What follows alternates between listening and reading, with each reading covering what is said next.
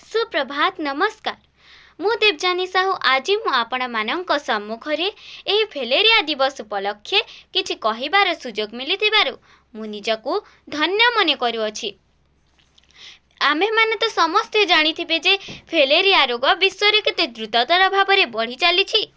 सेथिपाई तो आमको आंभ मानक फेलेरिया मुक्त अभियान सृष्टि करिबाकु हेबो एवं फेलेरिया निराकरण पाई किछि पदक्षेप नेबाको हेबो।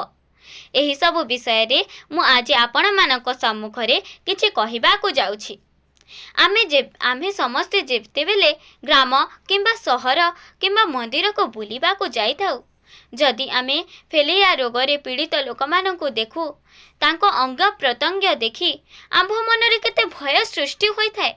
आंभ मनरे जदि एतिके भय सृष्टि हेउछि तेबे तांको केते कष्ट हेउथिबो।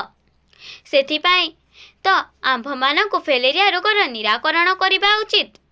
आंभ विश्व रे 10 कोटी फेलेरिया रोगरे पीड़ित लोक माने अछंती।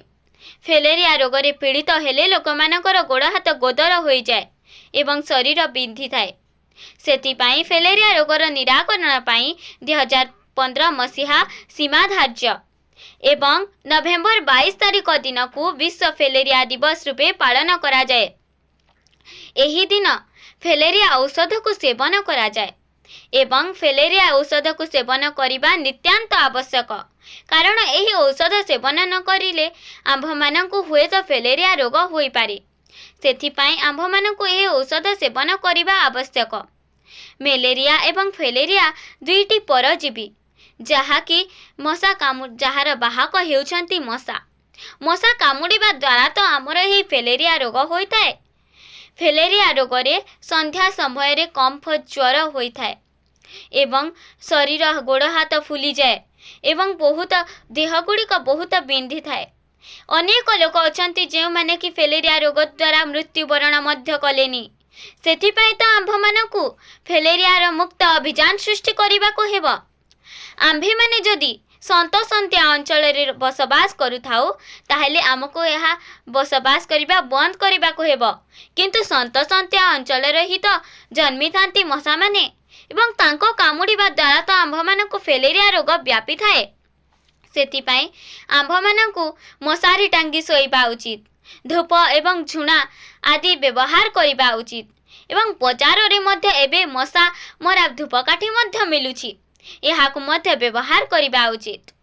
एही सब व्यवहार कले मशा कामुड़िबा बंद हेबो एवं राति रे सोइला बेले मध्य आमको तेलामाखी सोइबा उचित, जहा द्वारा कि मशा कामुड़िबा बंद हेबो आंभे माने रोगमुक्त होई पारिबा। एबे विश्व रे अनेक लोक अछंती जे माने कि एही औषध को सेवन करंती नाही।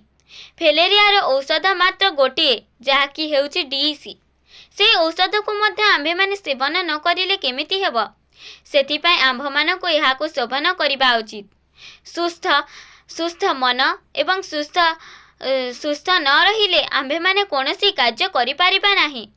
अंतरे मु यहाँ ही कहिबी कि फेलेरिया औषध सेवन करंतु एवं सुस्थ रोगमुक्त रहंतु।